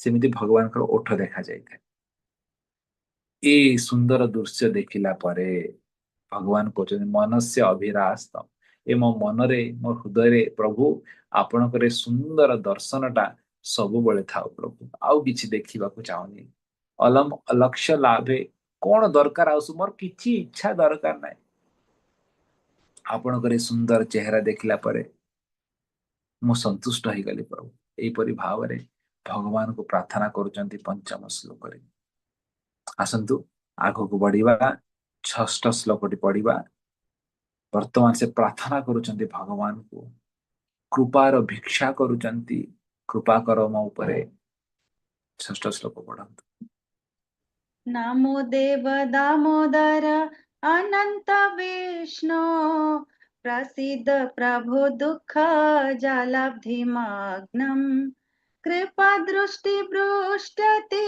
दीनं बतानु गृहणे समामज्ञामेधखिदृश्य ଅନୁବାଦ ହେ ପରମେଶ୍ୱର ମୁଁ ଆପଣଙ୍କୁ ପ୍ରଣତି ନିବେଦନ କରୁଅଛି ହେ ଦାମୋଦର ହେ ଅନନ୍ତ ହେ ବିଷ୍ଣୁ ହେ ଦେବ ମୋ ଉପରେ ପ୍ରସନ୍ନ ହୁଅନ୍ତୁ ଆପଣ ମୋ ଉପରେ କୃପା ଦୃଷ୍ଟି ନିକ୍ଷେପ କରି ଦୁଃଖ ସାଗରରେ ନିମଗ୍ନ ଏ ଅଧମ ଦୀନ ଅଜ୍ଞ ମୂର୍ଖ ଜୀବକୁ ଉଦ୍ଧାର କରନ୍ତୁ ଏବଂ ମୋର ଦୃଷ୍ଟି ପଥାରୂଢ ହୁଅନ୍ତୁ ଦେଖନ୍ତୁ ଶେଷରେ ସତ୍ୟବ୍ରତ ମୁନି ଏ ଷଷ୍ଠ ଶ୍ଲୋକରେ ସେ କହୁଛନ୍ତି ଗୋଟେ ସାଧକା ଗୋଟେ ଭକ୍ତ ଭଗବାନଙ୍କୁ ଶେଷରେ ଏଇଟା କହନ୍ତି ଅନୁକମ୍ପା ଦୟା ଭଗବାନଙ୍କ ଦୟା ପାଇଁ ପ୍ରାର୍ଥନା କରିବା ଉଚିତ ବିନା ଦୟାରେ ଭକ୍ତିରେ ଆମେ ଆଗକୁ ବଢି ପାରିବାନି। ଆମେ କର୍ମ ଜ୍ଞାନ ଯୋଗ କରୁନେ କି ଆମର ତପସ୍ୟା ଶକ୍ତିରେ ଆମେ ଆଗକୁ ବଢିଯିବା। ଭକ୍ତି ମାନେ ହଉଛି ଭଗବାନଙ୍କ ଉପରେ ନିର୍ଭର ରହିବା, ସେଇଟା ହଉଛି ଭକ୍ତି। ନମୋ ଦେବ ଦାମୋଦର ଅନନ୍ତ ବିଷ୍ଣୁ, ଭଗବାନଙ୍କୁ ସ୍ତୁତି କରୁଛନ୍ତି, ହେ ପ୍ରଣାମ, ହେ ଦାମୋଦର, ହେ ବିଷ୍ଣୁ, ହେ ଜଗନ୍ନାଥ, ହେ କୃଷ୍ଣ, ହେ ରାମ, ଆପଣ ସବୁ କିଛି ହେ ପ୍ରଭୁ, ଆପଣଙ୍କୁ ପ୍ରଣାମ କରୁଛି। ପ୍ରସିଦ୍ଧ ପ୍ରଭୁ, ଦୟା କରନ୍ତୁ, ମତେ ଟିକେ ଭିକ୍ଷା ଦିଅନ୍ତୁ, ପ୍ରସାଦ ଦିଅନ୍ତୁ, ଭିକ୍ଷା କରନ୍ତୁ, ମରିଯିବି ଆପଣଙ୍କ ବିନା ପ୍ରଭୁ, କୃପା କରନ୍ତୁ। ଦୁଃଖ ଜଳାବ୍ଦି ମଗ୍ନ, ଏ ଭବସାଗରରେ ଜଳରେ ବୁଡୁଛି ମୁଁ। ସମୁଦ୍ରରେ କିଏ ପଢିଲା ପରେ କେବଳ ସେ ଭାବିବ, ଆରେ ମୁଁ ଏକ୍ସପର୍ଟ ସୁଇମର, ମୁଁ ଅଲମ୍ପିକ ଚାମ୍ପିୟନ ସୁଇମିଂ ରେ। ଆରେ ତୁ ଯୋଉ ଚାମ୍ପିୟନ ହେଇଥା, ସମୁଦ୍ରରେ ଯଦି ଗୋଟେ ବ୍ୟକ୍ତିଟି ପଡିଥାଏ, ସେ କଣ ପାର କରିପାରିବ ପହଁରିକି? ଅସମ୍ଭବ, କେବେ ବି କରିପାରିବନି, କେବେ ବି କରିପାରିବ। ସେ ଯେତେ ବଡ ସୁଇମର ଥାଉ, ଗୋଟିଏ ହିଁ ଆଶା ଅଛି, ଯଦି ଗୋଟେ ଜାହାଜଟି ଆସିଥାଏ, ଜାହାଜରେ ସେ ଯଦି ଚଢିଲା, ବଞ୍ଚି ପାରିବ। ବୁଝିପାରିଲେ? ସେଇପରି ଭାବରେ ଆମେ ପ୍ରାର୍ଥନା କରୁଛେ, ହେ ପ୍ରଭୁ, ଜନ୍ମ ମୃତ୍ୟୁର ଏ ସାଗରରେ ଆମେ ପଡି ଯାଇଛେ, ଆମେ କେମିତି ବାହାରିବା ଏଇଠୁ? ଯାହା ବି ଚେଷ୍ଟା କରୁଛେ ପ୍ରଭୁ, ଏଇଠି ବିଫଳ ମିଳୁଛି, କଷ୍ଟ ମିଳୁଛି। ଗୋଟିଏ ହିଁ ଆଶା ଅଛି ପ୍ରଭୁ, ଆପଣଙ୍କର କୃପା।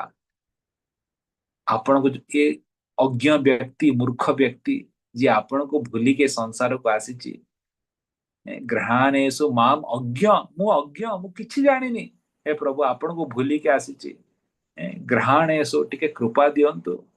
ଏଇ ଦକ୍ଷି ଦୃଶ୍ୟ ମୋ ଆଖିକୁ ଦେଖାଯିବ ରାସ୍ତା, ମୁଁ କଣ କରିବି? ନହେଲେ ମୁଁ ଭାସିଯିବି, ମୋ ଦ୍ୱାରା କିଛି ହବନି ବୋଲି ଭକ୍ତଟି ଭଗବାନଙ୍କ ସାମ୍ନାରେ ଏମିତି ଆମକୁ କାନ୍ଦିବା ଉଚିତ। ଗୌର ଗୋବିନ୍ଦ ମହାରାଜ ଯେତେବେଳେ ଇସ୍କନ ଭୁବନେଶ୍ୱର ତିଆରି କରିଥିଲେ ଓଡିଶାରେ, ସେ କହୁଥିଲେ, I have open a crying school in Odisha. ସେ କହୁଥିଲେ, ମୁଁ ଗୋଟେ କାନ୍ଦିବା ପାଇଁ ସ୍କୁଲଟା ଖୋଲିଛି। ପ୍ରଥମ କଥା, ଲୋକମାନେ ବୁଝିପାରିଲେନି ମହାରାଜ କଣ କହୁଛନ୍ତି, କାନ୍ଦିବା ପାଇଁ ସ୍କୁଲଟା ଖୋଲିଛନ୍ତି। ମହାରାଜ କହିଲେ, ଆରେ ତମେ ଯେ ପର୍ଯ୍ୟନ୍ତ କୃଷ୍ଣଙ୍କ ସାମ୍ନାରେ କାନ୍ଦିବନି, କୃପା ମିଳିବ କେମିତି? କଣ ପାଇଁ ତମକୁ ମିଳିବ? କଣ ପାଇଁ ଭଗବାନ ତମକୁ କୃପା ଦେବେ? ହ୍ୱାଟ ୟୁ ଡିଜର୍ଭ, ତମର କଣ ଯୋଗ୍ୟତା ଅଛି? ତମେ ତ ଭଗବାନଙ୍କୁ ଭୁଲିକି ଆସିଗଲେ ଭବସାଗରରେ ଇନ୍ଦ୍ରିୟ ଭୋଗ କରିବା ପାଇଁ, ତମକୁ କଣ ପାଇଁ କୃପା ଦେବେ ସେ? ବୁଝିପାରୁଛନ୍ତି? ଭୁଲ ଆମର, ଭୁଲ ଭଗବାନଙ୍କର ନୁହେଁ। ଯେତେବେଳେ ଆମେ ଭଗବାନଙ୍କୁ ପଶ୍ଚାତାପ କରିବା, ହେ ପ୍ରଭୁ ଭୁଲ କରିଯାଇଛି, ଆଉ ଭୁଲ ହବନି, କୃପା ଦିଅନ୍ତୁ। ସେ ପଶ୍ଚାତାପରେ ଯେତେବେଳେ ଲୁହ ଗଡେଇବା ଭଗବାନଙ୍କ ସାମ୍ନାରେ, ଭଗବାନ କହିବେ ସୁଧୁରି ଗଲା, ଠିକ ଅଛି, କୃପା ଦେବା, ସେତେବେଳେ କୃପାଟା ମିଳିବ। ତ ସତ୍ୟବ୍ରତ ମୁନି ତାଙ୍କର ହୃଦୟର ପ୍ରାର୍ଥନାଟାକୁ ଏଠି କହୁଛନ୍ତି, ମାନେ ଭଗବାନ ଆପଣ ଏତେ କୃପାଳୁ, ନିଜର ଭକ୍ତର ପ୍ରେମରେ ବନ୍ଧା ହେଇଯାଉଛନ୍ତି, ଆପଣ ଏ ବଦ୍ଧ ଜୀବ ମାନଙ୍କୁ ବି ଟିକେ କୃପା ଦିଅନ୍ତୁ। ଆମେ ମାନେ ତ ମା ଯଶୋଦା ଭଳିଆ ସେ ଯୋଗ୍ୟ ନୁହେଁ, ଆମେ ମାନେ ବଦ୍ଧ ଜୀବ, କିନ୍ତୁ ଆଶା ଆଶା କରୁଛୁ, କୃପା ଦିଅନ୍ତୁ, ଆମ ମାନଙ୍କୁ ଟିକେ ଉଦ୍ଧାର କରିଦିଅନ୍ତୁ। ଏ ଷଷ୍ଠ ନମ୍ବର ଶ୍ଲୋକଟା ବହୁତ ବହୁତ ଇମ୍ପୋର୍ଟାଣ୍ଟ ସାଧକ ମାନଙ୍କ ପାଇଁ, ଭକ୍ତ ମାନଙ୍କ ପାଇଁ, ଏ ଲୀଳାକୁ ସ୍ତୁତି କରି, କାରଣ ଭଗବାନ ବର୍ତ୍ତମାନ ଗୋଟେ ନିର୍ଭର ହେଇକି ଅଛନ୍ତି ଯଶୋଦା ମାଙ୍କ ଉପରେ।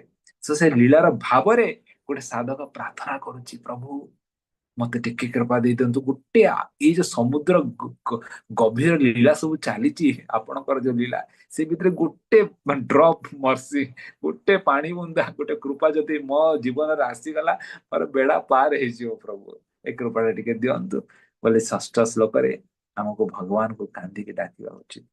ଯେମିତି ଦ୍ରୌପଦୀ, ମା ଦ୍ରୌପଦୀ ଯେତେବେଳେ କିଏ ବି ସାହା ଭରସା ହେଲେନି, ସେ କାନ୍ଦିକି କୃଷ୍ଣକୁ ଡାକିଥିଲେ, କୃଷ୍ଣ ଶାଢୀ ରୂପରେ ଆସିଥିଲେ, ମା ଦ୍ରୌପଦୀଙ୍କୁ ରକ୍ଷା କରିଥିଲେ। ଯେତେବେଳେ ଗଜେନ୍ଦ୍ର ପାଣିରେ କୁମ୍ଭୀରଟି ତାଙ୍କୁ ଧରିଥିଲା, ଚେଷ୍ଟା ବହୁତ କରିଥିଲେ, ପରିବାରର ସବୁ ଲୋକମାନଙ୍କୁ ଡାକିଥିଲେ, କିଏ ସାହାଯ୍ୟ କଲେନି। ଶେଷରେ କାନ୍ଦିକି କୃଷ୍ଣକୁ ଡାକିଥିଲେ, କୃଷ୍ଣ ଆସିକି ଗଜେନ୍ଦ୍ରଙ୍କୁ ବଞ୍ଚେଇଥିଲେ। ତ ଏହିପରି ଭାବରେ ସାଧକା ଜାଣିବା ଉଚିତ, ସଂସାରରେ ମୋର ପିଲା ଛୁଆ ସ୍ୱାମୀ ଭାଇ ଭଉଣୀ ସମସ୍ତେ ଥାଇପାରନ୍ତି, କିନ୍ତୁ କେହି ମଧ୍ୟ ମତେ ବଞ୍ଚେଇ ପାରିବେନି ସଂସାରରେ ଜନ୍ମ ମୃତ୍ୟୁ ଚକ୍ରରୁ। ମୁଁ ଏକାକି ଆସିଛି, ଏକା ଯିବି। गोटे मात्र व्यक्ति बंचेबे से हेले जगन्नाथ। सेथिलागि तांको जेतेबेले आमे विकଳରେ हृदय भावनार जेतेबेले डाकिबा तांको कृपा द्वारा ही आमर सद्गति हब, आमर भक्ति आगକୁ बढ़ी परिबा। ए प्रार्थनाटी षष्ठ श्लोकरे सत्यव्रत मुनि कहउछन्ति। आसन्तु सप्तम श्लोकटी पढ़िबा। सप्तम श्लोकरे सत्यव्रत मुनि गोटे उदाहरण दउछन्ति, प्रभु एमानकर कोन योग्यता थिला आपण कृपा करिकि कुबेरक दुईटी संतान को आपण भक्ति देदेले, मते भी किछि सेपरि भाव कृपा दियंतु। गोटे उदाहरण देखि दउछन्ति 7 नंबर श्लोकरे। कुबेरात्मजौ बद्ध मृत्यैव जाद्वाद् त्वया मोचितो भक्ति भाजौ कृतौ च तथा प्रेम भक्ति स्वकामे प्रयाच्छ न मोक्षे ग्रहो मेस्ति दामोदरेह। अनुवाद। हे दामोदर, ନାରଦ ମୁନିଙ୍କ ଦ୍ୱାରା ଅଭିଶପ୍ତ ଦୁଇ କୁବେରାତ୍ମଜ ମଣିଗ୍ରୀବ ଏବଂ ନଳକୁବେର ଆପଣଙ୍କର ଏହି ଉଦୁଖଳ ବନ୍ଧନ ଶିଶୁ ରୂପ ଦ୍ୱାରା ଯେପରି ଶାପମୁକ୍ତ ହୋଇ ମହାନ ଭକ୍ତ ହୋଇପାରିଥିଲେ, ସେହିପରି ଭାବରେ ମୋତେ ଆପଣଙ୍କର ପ୍ରେମ ଭକ୍ତି ପ୍ରଦାନ କରନ୍ତୁ। ମୁଁ କେବଳ ଏତିକି ମାତ୍ର ପ୍ରାର୍ଥନା କରୁଛି ଏବଂ ମୋର ଅନ୍ୟ କୌଣସି ପ୍ରକାର ମୁକ୍ତିର ଅଭିଳାଷ ନାହିଁ। ଦେଖନ୍ତୁ, ଥରେ ଥରେ ଆପଣ ପ୍ରାର୍ଥନା ଯେତେବେଳେ କରିବେ, ବ୍ୟକ୍ତି ପଚାରିବେ ତୋର ଯୋଗ୍ୟତା କଣ ରେ, କଣ ଏବେ ମାଗୁଛୁ, ହ୍ୱାଟ ଇଜ ୟୋର କ୍ୱାଲିଫିକେସନ। ତ ଏଠାରେ ବହୁତ ନମ୍ର ଭାବରେ ସତ୍ୟବ୍ରତ ମୁନି କହୁଛନ୍ତି, ପ୍ରଭୁ କୁବେରଙ୍କର ଦିଟା ପୁଅକୁ ଆପଣ କୃପା ଦେଲେ ନା, ସେମାନଙ୍କର କଣ ଯୋଗ୍ୟତା ଥିଲେ? ମଦ ପିଇକି ଅପ୍ସରା ମାନଙ୍କ ସହିତ ନଗ୍ନ ଅବସ୍ଥାରେ ମନ୍ଦାକିନୀ ଗଙ୍ଗାରେ ସ୍ନାନ କରୁଥିଲେ, କେଡେ ବଡ ପାପ କରିଥିଲେ ସେମାନେ। କିନ୍ତୁ ନାରଦ ମୁନି କୃପା ଦେଇଥିଲେ। ନାରଦ ମୁନି କହିଲେ ତମେ ଗଛ ହବ, କିନ୍ତୁ ତମର ମୁକ୍ତି ହବ ଭଗବାନ କୃଷ୍ଣଙ୍କର ଆଙ୍ଗଣରେ, ତାଙ୍କ ପ୍ରାଙ୍ଗଣରେ ତମେ ଗଛ ହେଇକି ଜନ୍ମ ହବ। ନଳକୁବେର ମଣିଗ୍ରୀବ ଦି ଜଣ ଯେତେବେଳେ ପ୍ରାର୍ଥନା କରିଥିଲେ, କହିଲେ ଭଗବାନ କୃଷ୍ଣ ଯେତେବେଳେ ଦ୍ୱାପର ଯୁଗରେ ଆସିବେ ତମର ମୁକ୍ତି ହବ, କୃପା ମିଳିବ, ଭକ୍ତି ମିଳିବ। ପ୍ରଭୁ ସେ ଦି ଜଣକୁ ଆପଣ କେତେ ସୁନ୍ଦର ରୂପରେ ଉଖଲଟାକୁ ନେଇ ନେଇ ନେଇ ଗଛ ମଧ୍ୟରେ ଫସେଇ ଝିକିକି ଗଛଟାକୁ ଆପଣ ଭାଙ୍ଗିଦେଲେ, ଦି ଜଣକୁ ମୁକ୍ତି ଦେଲେ। ପ୍ରାର୍ଥନା କରିଲେ, ସେମାନେ ତାଙ୍କ ପ୍ରାର୍ଥନା ସ୍ୱୀକାର କରିଲେ, ମୁକ୍ତି ସହିତ ପ୍ରେମ ଭକ୍ତି ବି ଦେଲେ, ପୁଣି ପଠେଇଦେଲେ। କି ଭାଗ୍ୟ ସେମାନଙ୍କର। ଆପଣ ପ୍ରଭୁ ସେଇପରି ଭାବରେ ଏ ଅଧମକୁ ବି କିଛି ଟିକେ ଦେଇଦିଅ ବୋଲେ ଏଇପରି ଭାବରେ ପ୍ରାର୍ଥନା କରୁଛନ୍ତି ସତ୍ୟବ୍ରତ ମୁନି। ପ୍ରଭୁ ମତେ ଆଉ କିଛି ଦରକାର ନାହିଁ, नो मोक्षे ग्रहोस्ते, ମତେ ଆଉ କିଛି ମୋକ୍ଷ ମୋକ୍ଷ ଦରକାର ନାହିଁ, ମତେ ବସ ଆପଣଙ୍କର କଣ ଦରକାର? ତଥା ପ୍ରେମ ଭକ୍ତି ସ୍ୱଖାମେ ପ୍ରୟଚ୍ଛ, ଆପଣଙ୍କ ପ୍ରେମ ଭକ୍ତି ଦରକାର ପ୍ରଭୁ, ଆଉ କିଛି ଦରକାର ନାହିଁ। ଭକ୍ତ ସବୁବେଳେ ଏ ଗୋଟିଏ ହିଁ ଆଶା କରିଥାଏ ଭକ୍ତିରେ, ଭଗବାନଙ୍କର କୃପା, ଭଗବାନଙ୍କର ପ୍ରେମ, ତା ବିନା ଆଉ କିଛି ନାହିଁ। ସେହିପରି ଭାବରେ ସପ୍ତମ ଶ୍ଲୋକରେ ସତ୍ୟବ୍ରତ ମୁନି ଭଗବାନଙ୍କୁ ପୁଣି ଥରେ ନଳକୂବେର ମଣିଗ୍ରୀବଙ୍କର ଉଦାହରଣ ଦେଇକି ପ୍ରେମ ଭକ୍ତି ପାଇଁ ପ୍ରାର୍ଥନା କରୁଛନ୍ତି। ଶେଷ ଶ୍ଲୋକଟି ପଢିବା। ଶେଷ ଶ୍ଲୋକରେ ସତ୍ୟବ୍ରତ ମୁନି ଭଗବାନଙ୍କର ଯେତେବେଳେ କୃପା ଦରକାର ହୁଏ, କୃପାର ଅଧିଷ୍ଠାତା କିଏ? ଶ୍ରୀମତୀ ରାଧାରାଣୀ। ତାଙ୍କ ବିନା କଣ ଭଗବାନଙ୍କ କୃପା ମିଳିବ? ତ ଶେଷରେ ଶ୍ରୀମତୀ ରାଧାରାଣୀକୁ ମଧ୍ୟ ପ୍ରାର୍ଥନା କରୁଛନ୍ତି। नमस्तेस्तु दाम्ने सुरदीप्तिधाम्ने त्वदीयदरायथा विश्वस्य धाम्ने नमो राधिकायै त्वदीयप्रियाय नमो राधिकायै त्वदीयप्रियाय नमो अनन्तलीलाय देवाय तुभ्यं नमो अनन्तलीलाय देवाय तुभ्यम्। ଅନୁବାଦ। ହେ ଦାମୋଦର, ମୁଁ ସର୍ବପ୍ରଥମେ ଆପଣଙ୍କର ଉଦର ବନ୍ଧନ କରିଥିବା ରଜ୍ଜୁକୁ ପ୍ରଣତି ନିବେଦନ କରୁଛି। ତତ୍ପରେ ମୁଁ ସମସ୍ତ ବ୍ରାହ୍ମଣଙ୍କୁ ଧାରଣ କରିଥିବା ଆପଣଙ୍କର ଉଦରକୁ ପ୍ରଣତି ନିବେଦନ କରୁଅଛି। ମୁଁ ବିନମ୍ର ସହକାରେ ଆପଣଙ୍କର ସର୍ବାଧିକ ପ୍ରିୟତମା ଶ୍ରୀମତୀ ରାଧାରାଣୀଙ୍କୁ ମୋର ପ୍ରଣତି ନିବେଦନ କରୁଛି ଏବଂ ଶେଷରେ ହେ ଅନନ୍ତ ଲୀଳା ପ୍ରଦର୍ଶନକାରୀ ପରମେଶ୍ୱର ଭଗବାନ ଆପଣଙ୍କୁ ପ୍ରଣତି ନିବେଦନ କରୁଅଛି। ଶେଷରେ ସତ୍ୟବ୍ରତ ମୁନି ଅଷ୍ଟମ ଶ୍ଲୋକରେ ଦେଖନ୍ତୁ, ଭଗବାନ ତ କୃପାଳୁ, କିନ୍ତୁ ରାଧାରାଣୀ ହେଉଛନ୍ତି ତାଙ୍କଠାରୁ ବଡ କୃପାଳୁ ସଂସାରରେ କିଏ ନାହିଁ, କାରଣ ସେ ମା। ବୁଝିପାରିଲେ ନା? ସତ୍ୟବ୍ରତ ମୁନି ଜାଣିଛନ୍ତି ମୁଁ ଏତେ ପ୍ରାର୍ଥନା କଲି କୃଷ୍ଣଙ୍କୁ, ସେ ଦେବେ କି ନାହିଁ ଗ୍ୟାରେଣ୍ଟି ନାହିଁ। ସେ କହିବେ ସର୍ବଧର୍ମ ପରିତ୍ୟାଜ ମାମେକଂ ଶରଣଂ ବ୍ରଜ, ତାପରେ ଦେଖିବି ଅହଂ ତ ମୋକ୍ଷ ମାମି। ସେଥିଲାଗି ଶେଷରେ ସେ ରାଧାରାଣୀ କହିଲେ କି ମା ଆପଣ ଦେଖି ନିଅନ୍ତୁ ଟିକେ, ଏତେ ସବୁ ପ୍ରାର୍ଥନା କଲି ଆପଣଙ୍କ ବିନା କୃପା କିଛି ମିଳିବନି। ତ ପ୍ରଥମେ ପ୍ରାରମ୍ଭ କରୁଛନ୍ତି, ସବୁ ହେଲା କଣ ପାଇଁ? ଦଉଡିଟା ବନ୍ଧା ହେଲା, ମା ଯଶୋଦା ବାନ୍ଧିଲେ। ତାପରେ ନମସ୍ତୁ ନମସ୍ତେସ୍ତୁ ଦାମ୍ନେ ସ୍ଫୁରଦୀପ୍ତି ଦାମ୍ନେ। ଦାମ୍ନେ କଣ? ଦାମ ମାନେ ଦଉଡି। ଏ ପ୍ରଭୁ ଏ ଦଉଡିକୁ ପ୍ରଣାମ, ମୋର କୋଟି କୋଟି ପ୍ରଣାମ, ଯୋଉ ଦଉଡିଟା ଦ୍ଵାରା ଆପଣଙ୍କୁ ବନ୍ଧା ଯାଇଛି। ଭଗବାନଙ୍କୁ ବନ୍ଧା ଗଲା ମାନେ ସେ ଗୋଟେ ରଜ୍ଜୁଟା କଣ ସାଧାରଣ ରଜ୍ଜୁ ରହିବ? ଭଗବାନଙ୍କୁ ବନ୍ଧା ହେଇଛି। ତ ସେ ରଜୁକୁ ପ୍ରଥମେ ପ୍ରଣାମ ପ୍ରଣାମ କରୁଛନ୍ତି। ତୁ କେତେ ଭାଗ୍ୟବାନ ରେ, ଭଗବାନଙ୍କ ଶରୀରରେ ଲାଗିଛୁ ତୁ। ପ୍ରଥମେ ପ୍ରଣାମ କଲେ ସେ ରଜୁକୁ। ତାପରେ ତଦୀୟ ଉଦରାୟତ ବିଶ୍ଵସ ଧାମନେ, ସନ୍ଧି ବିଚ୍ଛେଦ କରିବାକୁ ପଡିବ ଶବ୍ଦଟିକୁ। ତଦୀୟ ଉଦର, ଉଦର ମାନେ କଣ? ପେଟ। ଏ ପେଟକୁ ମୋର ବାରମ୍ବାର ପ୍ରଣାମ। ଯୋଉ ପେଟ ଉପରେ ଏ ରଜୁଟି ବନ୍ଧା ଯାଇଛି, ଏ ପେଟଟା ସାଧାରଣ ପେଟ ନୁହେଁ, ଏ ବ୍ରହ୍ମାଣ୍ଡକୁ ଏ ପେଟଟା ଧାରଣ କରିଛି। ଆମେ ଗୀତାରେ ପଢୁଥିଲେ ନା 11 ନମ୍ବର ଅଧ୍ୟାୟରେ, ଭଗବାନ ବିରାଟ ରୂପ ଦେଖେଇଲେ, ସବୁ କିଛି ପେଟରେ ଖାଇନେଲେ, ସମସ୍ତଙ୍କୁ ପ୍ରବେଶ କରେଇଦେଲେ ପେଟ ଭିତରେ। ଉଦରାୟ, ଏ ବିଶ୍ୱକୁ ଧାରଣ କରିଛି ଏ ଉଦର, ଏ ପେଟଟା ସାଧାରଣ ପେଟ ନୁହେଁ। ମୋର କୋଟି କୋଟି ପ୍ରଣାମ ଆପଣଙ୍କର ଏଇ ଉଦରକୁ ହେ ପ୍ରଭୁ, ଏ ଦୌଡ଼ି ଏ ରଜ୍ଜୁକୁ, ଏ ଉଦରକୁ ମୋର କୋଟି କୋଟି ପ୍ରଣାମ, ଏ ଲୀଳାକୁ ମୋର କୋଟି କୋଟି ପ୍ରଣାମ।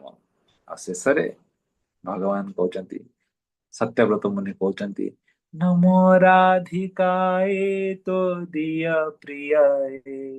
ନମୋ ରାଧିକାଏ, ରାଧାରାଣୀକୁ ପ୍ରାର୍ଥନା କରୁଛନ୍ତି, ହେ ରାଧାରାଣୀ, ଶ୍ରୀମତୀ ରାଧାରାଣୀ, ଆପଣଙ୍କ ବିନା କୃପାରେ କିଛି ବି ମୋର ଗତି ହବନି। ମୋର କିଛି ବି ପାତ୍ରତା ନାହିଁ, ଯୋଗ୍ୟ ନାହିଁ, କିନ୍ତୁ ଆପଣଙ୍କ ଠାରୁ ଦୟାଳୁ ଆଉ କିଏ ସଂସାରରେ ନାହିଁ। ହେ ରାଧାରାଣୀ, କୃପା କରନ୍ତୁ, ଏ ଅଧମକୁ ଆପଣ କିଛି କୃପା ଦିଅନ୍ତୁ।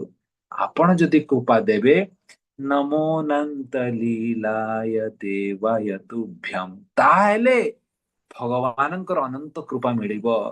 ଆପଣଙ୍କ ବିନା କୃପାରେ କିଛି ବି ମୋର ଗତି ନାହିଁ। ତ ଏହିପରି ଭାବରେ ଶ୍ରୀମତୀ ରାଧାରାଣୀଙ୍କୁ ଶେଷରେ ସତ୍ୟବ୍ରତ ମୁନି ପ୍ରାର୍ଥନା କରୁଛନ୍ତି। ଆଉ ଏଇ କାର୍ତ୍ତିକ ମାସ କାହାର ମାସ? ରାଧାରାଣୀଙ୍କର ମାସ। କାର୍ତ୍ତିକ ମାସ ଆମେ ଚର୍ଚ୍ଚା କରିଥିଲେ।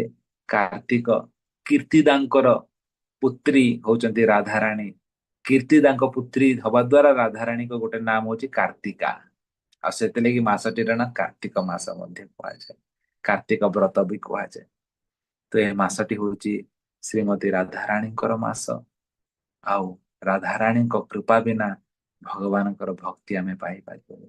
ତ ଶେଷରେ ସେଥିଲାଗି ଦେଖନ୍ତୁ କେତେ ସୁନ୍ଦର ଭାବରେ ଏ 8ଟି ଶ୍ଲୋକ ଆମେ ଦେଖିଲେ। ଧୀରେ ଧୀରେ ଦେଖନ୍ତୁ ସତ୍ୟବ୍ରତ ମୁନି କେମିତି ଗୋଟେ ଭାବରେ ସେ ନେଇକି ଯାଉଛନ୍ତି। ପ୍ରଥମ ଲୀଳା, ଲୀଳା ପରେ ଧୀରେ ଧୀରେ କୃପା, ଶକ୍ତି, ଶେଷରେ ରାଧାରାଣୀଙ୍କ ପାଖକୁ ଆସିକି ଏଇ ସଙ୍ଗୀତଟି ଅଷ୍ଟମ 8ଟି ଶ୍ଲୋକଟିକୁ ସମାପନ କରୁଛନ୍ତି। ତ ଦେଖନ୍ତୁ ଆଜି ଯୋଉ ଆମେ ଚର୍ଚ୍ଚା କରିଲେ ଦାମୋଦର ଅଷ୍ଟକମ୍ 8ଟି ଶ୍ଲୋକ, ଏ ଶ୍ଲୋକଟି ବହୁତ ଇମ୍ପୋର୍ଟାଣ୍ଟ। ମାନେ ସବୁଦିନ କାର୍ତ୍ତିକ ମାସରେ ଆମ ମାନଙ୍କୁ ଏ 8ଟି ଶ୍ଲୋକ ଗାଇବା ଉଚିତ।